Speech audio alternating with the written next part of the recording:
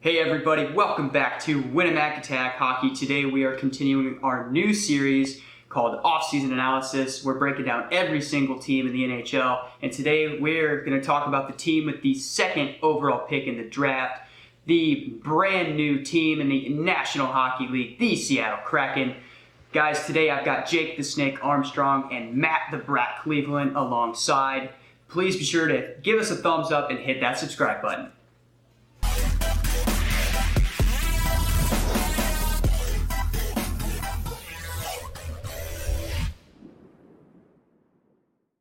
Alright guys, so today's video is going to be a little different because guys, we're talking about a team that doesn't have a complete roster yet. They've signed a couple of players, but other than that, we have no idea what their team is going to look like for the most part. We have some speculations, so let's start with that.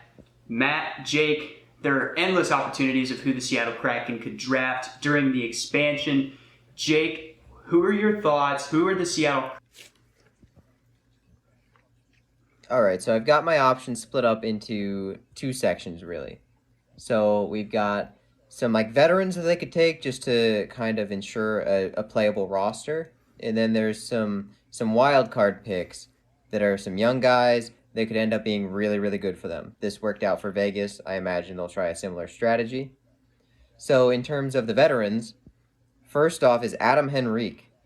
Anaheim has made it clear they want to get rid of him. But the guy's played well. He's had several 20-plus goal seasons, 40-plus point seasons in the last 4 years. He's a good player. I think Seattle could find a good spot for him, especially if he has top-line minutes. That could be good for him and Seattle. In addition, Dallas has a couple veteran options. I think they take one of these three players, either Isa Lindell or Jamie Oleksiak, depending on who Dallas protects there defensively. And if they decide not to go the defender, Ben Bishop has a no-movement clause. So that leaves Anton Khudobin free for the picking, which would be a great starter. He's actually a starter for Dallas because Ben Bishop is made of glass, as we know. We also have Casey DeSmith from the Penguins because they'll protect Tristan Jarry, another goalie option. And another goalie option is Dave Rittich. I think that's pretty much a lock, because the Maple Leafs are going to protect Jack Campbell. You can only protect one goalie. And Dave Rittich has kind of been getting tossed around lately. I think if Seattle picks him, it'll be easy to sign him because he'll have a team that believes in him. And who doesn't want that? So some other veteran options I have, and now we get into some better players that don't necessarily have to prove themselves, but we're just kind of shedding cap if you're the teams giving them up. First off is Logan Couture, who is 32 years old, and he is a free agent in 2027, so he is going to be an old-timer, making $8 million a year. I don't know what San Jose was thinking. Great player. Seattle can use him and then just eat that cap later because they have no other cap concerns. And then Justin Falk is a Blue at the moment, but the Blues also have to protect Torrey Krug, Colton Parayko, and Vince Dunn, and Justin Falk hasn't really worked out in St. Louis. So those are my veterans. Matt, I don't know if you want to take over. Maybe you set it up the same. Want to tell me who you think they'll take? Some big-name veterans? I just went for top guys in general, so you can finish. Okay. So some wild card picks. Andre Kasha hasn't played very many games. He's played 9 games in the last 2 years. But he was a really good player at one point. He was a 38-point scorer a few years ago. He is an RFA, but you pick him up, you get those RFA benefits. Brady Skay, solid defender. He had 8 goals in back-to-back years a few years ago, and then he got traded to Carolina. Hasn't really worked out at all. So I think Carolina would be okay seeing him go, and Seattle would be more than happy to pick him up. Evgeny Svechnikov is a Detroit Red Wing. Again, experiment, hasn't really worked out. Andre is a household name for Carolina fans, and Evgeny Svechnikov hasn't even gotten a whole lot of ice time yet in the NHL. Daniel Sprong is an option. Anthony DeAngelo is maybe. Josh Hosang, he tried to wear Mario Lemieux's number, and then he got banished forever. So I say Seattle gives him another chance. Ethan Bear made a bad play in the playoffs, and if he is on the Oilers next season, fans will show up to the arena with pitchforks, so he's got to get out of there. And then last but not least, Nolan Patrick was a second overall pick a few years ago, has had nonstop concussion issues. Seattle, again, is a team that could risk it all, pick him up. What have you got to lose? True. That is a lot of options that you just named off. I hope the GM has been listening to this. Matt, let's move on to you, man. What do you got? Who do you think Seattle's targeting? All right, I agree with a lot of what Jake said. A lot of his pickups. Some dudes I would like to add are people like Colin White from Ottawa. I think him moving down the list and the emergence of Tim Stützle this season as the top center there kind of make his role a little down. So him being available would be a big option for them. I think Tony DeAngelo could do something good for them. A lot of Jake questioning that, but I think he could do good, and I think that's a guy they could pick up. Another guy, Nick Leddy from the Islanders. Not more or less because he's kind of phased himself out, but he's making a lot of money for the Islanders, and it could be sort of like a salary type situation. But he's also a really good player, and he could lead that back in. And then I think for a goaltending situation, a guy like Jonathan Quick, a guy who a lot of people think he's done in LA. After the last couple seasons, he's behind Cal Peterson there in net. And I think he could really have a career resurgence there in Seattle. So, yeah, those are some of my guys. Just to add on there. Yeah, I think that Jonathan Quick pick could be interesting. I saw him when I was going through my own list, and he's getting up there in age, but he's still Jonathan Quick, you know? Yeah. I mean, kind of like Marc-Andre Fleury. A lot of people thought he'd be done after he left Pittsburgh. So, but hey, he's really pulled it together. So maybe That's Quick can do the actually same. a really good comparison. Is Jonathan Quick the next coming of Marc-Andre Fleury? Maybe.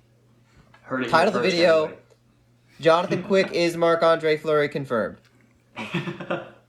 All right. Hey, those are awesome picks, guys. A ton of options, obviously.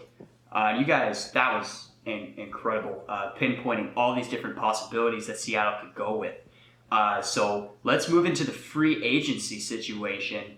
Matt, we'll start with you this time. After they get the expansion draft complete, do you think that they're going to go after some free agents that are on the market? I think if they have a little bit of cap left, I think they do. Yeah, but I think they go after probably one big dude. And out of the list of the guys, I think maybe between a Mike Hoffman, a good sniper on the end there, who I don't know if St. Louis brings back or not. Zach Hyman, with what Toronto's going through, he could be available. Brandon Saad, even though he had a good year, who knows if Colorado can even re-sign him.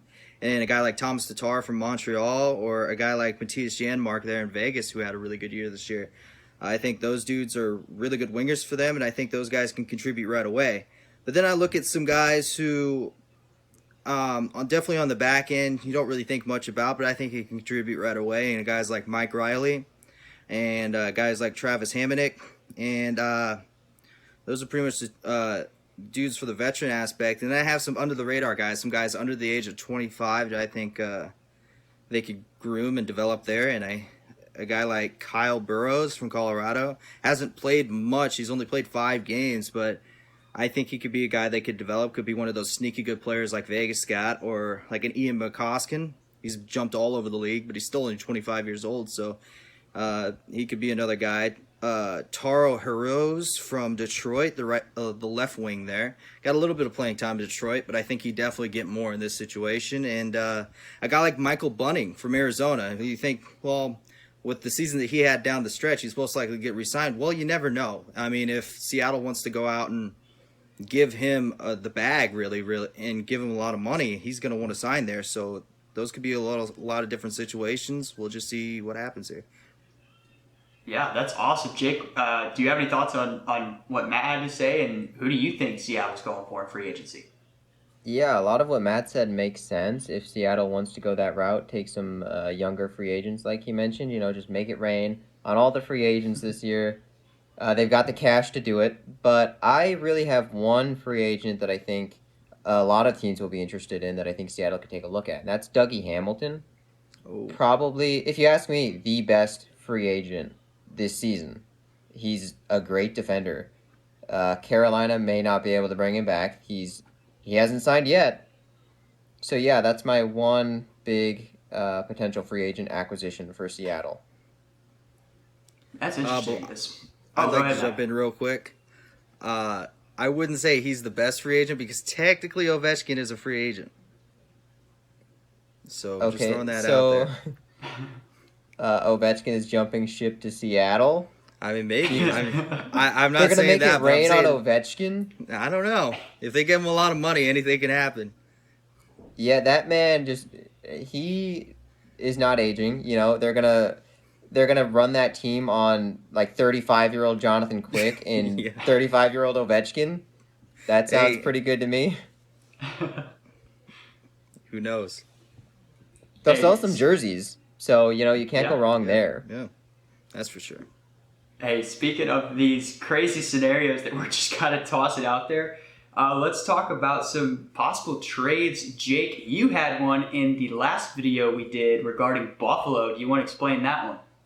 Yeah, so Jack Eichel and Jeff Skinner, because we did that Buffalo vid. You should go check that out. Jack Eichel and Jeff Skinner going to Seattle in exchange for the second overall pick. I think if you're Seattle, you say maybe the prospects didn't get scouted very well. Let's go with this for sure guy in Jack Eichel. And if you're the Buffalo Sabres, you say Jack Eichel wants out. We want to try something different apart from Jack Eichel. Maybe we can pick up a good prospect this year. And we can also dump $9 million worth of dead weight in Jeff Skinner and maybe sign someone to revamp the team.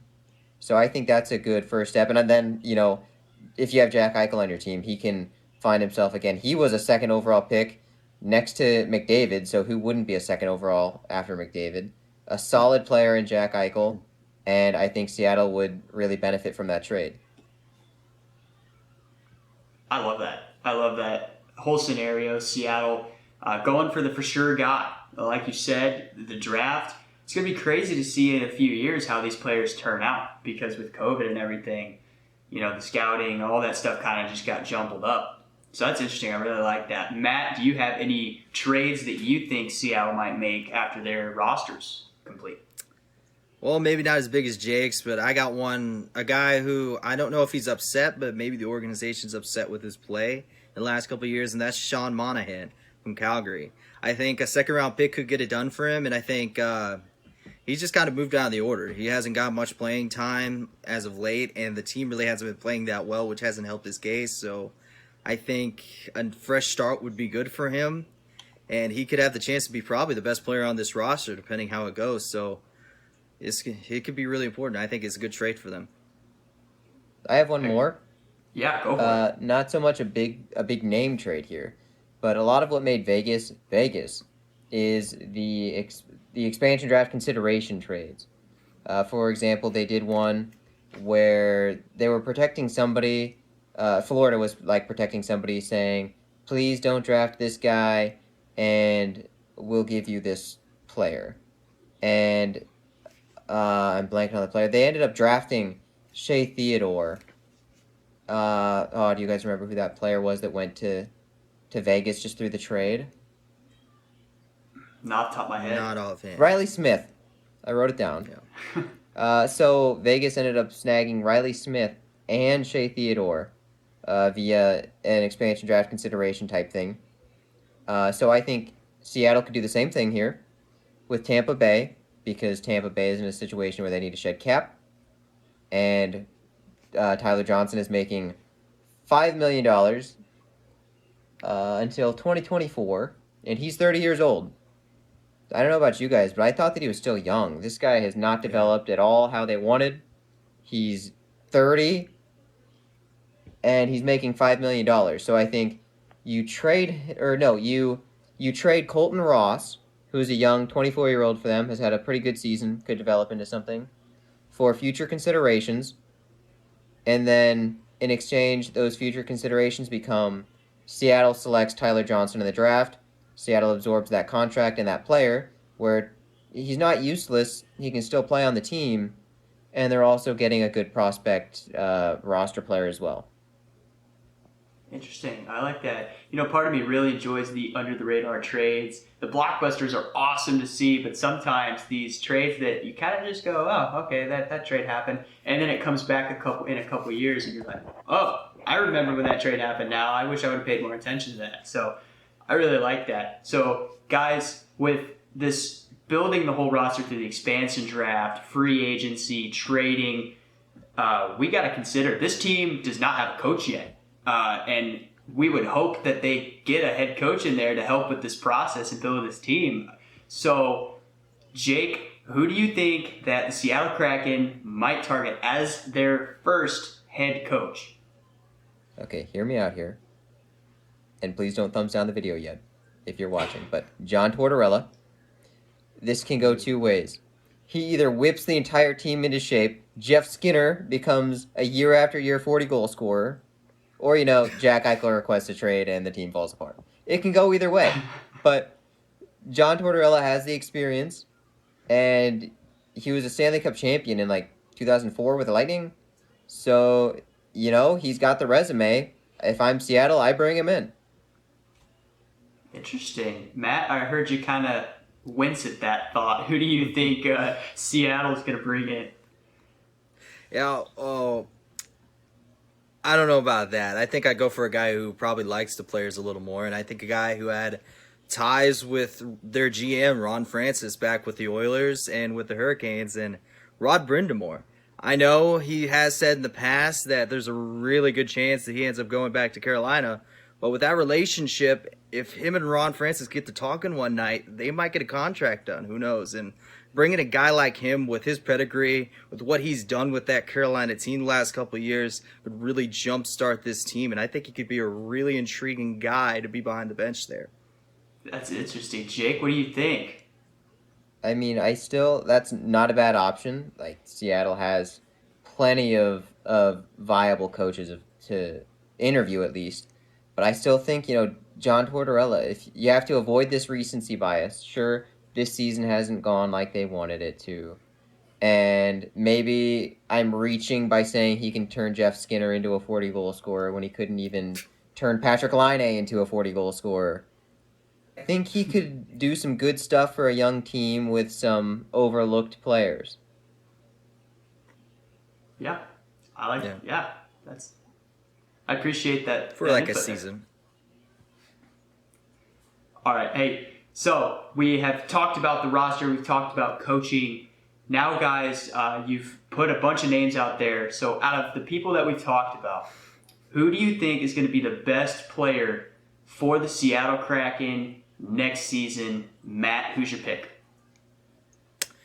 My guy is the guy that I thought they were getting from a trade, in Sean Monohan. I think he's going to have a bounce-back season, and I think he's going to carry that offense into 2022 and beyond. And I'm going to go on a limb here and say, if they get him, I think he's going to be their first captain. Interesting. Jake, how about you? Wow, so I just want to think about that. That could happen. Sean Monohan revitalizes his career, has a great season in Seattle, middle fingers up towards Calgary the whole time. Plus, he's not that old. I mean, he's 27 years old, I'm pretty sure? Yeah, so he's still got plenty of hockey left. Plenty of good hockey left. Not just we traded for you so we got to play you kind of hockey, but good hockey.